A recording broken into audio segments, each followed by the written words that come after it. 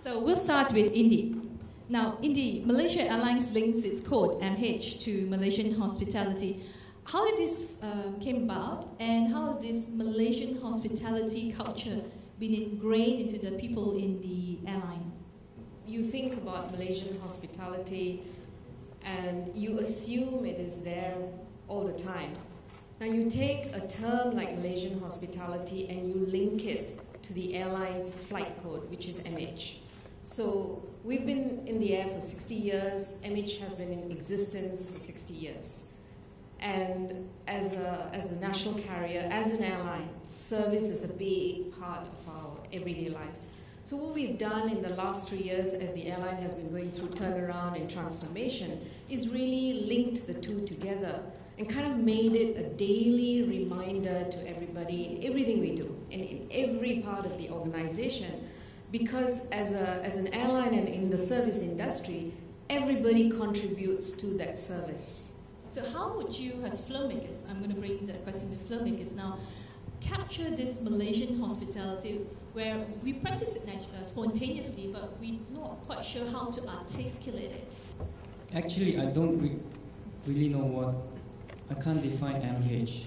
It's just like what Indy said, it's not conscious, it's not a conscious thing.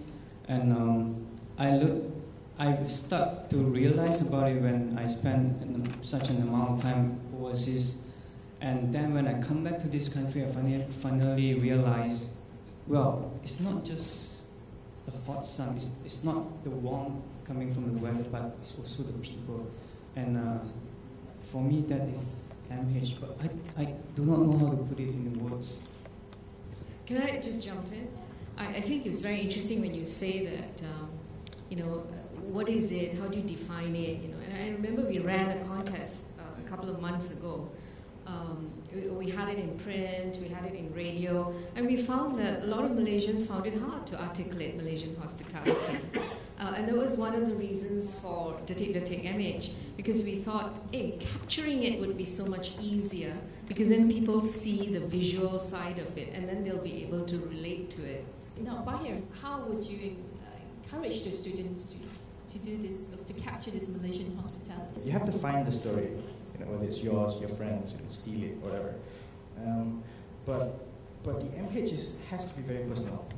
If it's not personal, it becomes less interesting, the story, if it's something that's manufactured. Although admittedly most stories are manufactured one way or the other. But when you find something that's more personal, it adds a bit more oomph to the story. Now, it's going to be expensive though. So can I do this filmmaking on a real shoestring budget? Hey, I'm a student, yeah, I don't have a lot of money, so how am I going to do a real good short film? There are many ways to make a film, and you don't always have to have money to do it. You have to have friends. If you don't have friends, then it's too bad. I had, back then, when I was a student, I had only one friend, so I still managed to make some films. Yeah. Yeah, that's our line. If you don't have money, you might as well have friends. Jimmy, I've read your interview about your first feature film, All About Love, and you said that you write your endings first. So is that a good advice for the students who are going to participate in this competition? Write your ending first. Like I said just now, you can always listen to what we say and you do just the opposite. It could still be fun. So no, it's just everyone has a different way of working. I always like to write my ending scene, and then I write my first scene, and then I work the in between. But you can do whatever you like, and I think that's the first thing about filmmaking. There's no real rules. You can always do, yeah. What format or what genre can I film this in? Is it just short film only, or can I explore animation? What can I do with 3 minutes? What can't you do in 3 minutes? That's the question. I mean, you can do anything. So, if you have a lot of time, if you don't go to class, you can do stop motion.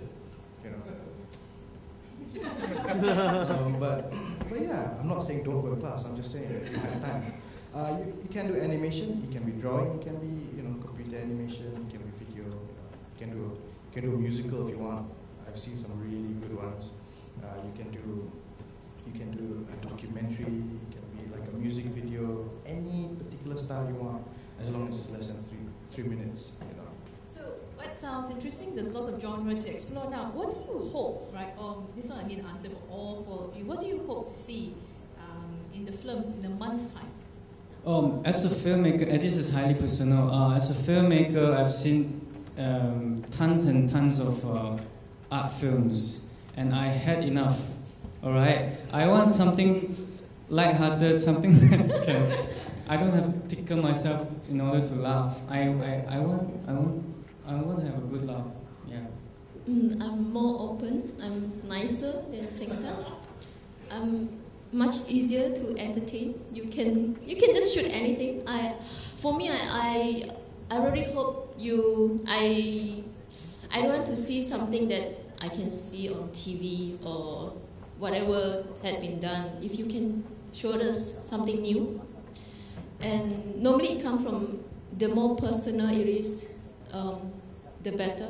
If you could, yeah, that's what I hope to see. Personal story with some touch and emotion, feeling.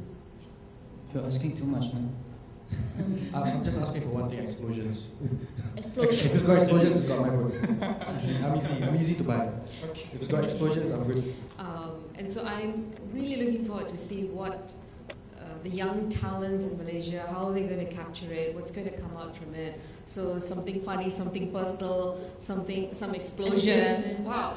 Put it all together and I'm sure we'll have some great stuff on our hands.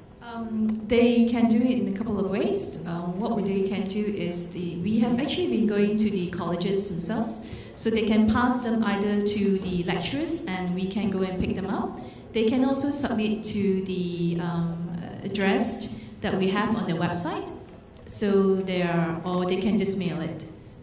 And after that, what we do is we will select actually from that 10 best movies, films, and then we will upload it onto the website, masstraveller.com, whereby there is actually a category award called People's Choice Award, where you can actually vote for your favorite films. And the winners of the People's Choice Award will actually win tickets to domestic destinations. No, not at all. This is about how the participant views Malaysian hospitality and how they are able to capture it in a short film. So it doesn't have to be linked to Malaysian Airlines. No, I think anything will do actually. Anything will do. You don't need cranes. You don't need fancy dollies. You don't need fancy boat ride sequences. Anything will do. Just the story is important for me, at least. I don't know about these guys. I think your concern is, well, it doesn't matter how you shoot it, indie style or commercial style, but as long as it's presentable.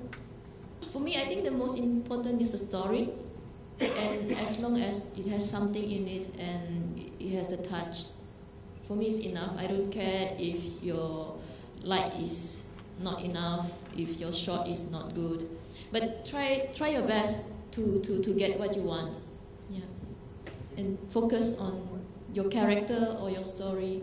Keep it simple. That's enough for me. It will be shown as a short film, not converted into a commercial. So we will showcase it as the winning entries of the Detik-Detik image. We should also mention the judging. 50% of the points are awarded for storytelling, 30% is for creativity, and 20% is for technique and skills. So you'll see a lot of emphasis on the storytelling bit. I just want to, just to add on to what Indy said, one of the ways that we are actually acknowledging the hard work that the student that is actually have won the award is that, when we put it on the IFE, it will actually have a credit mention of the name of the students themselves as well as the winning college.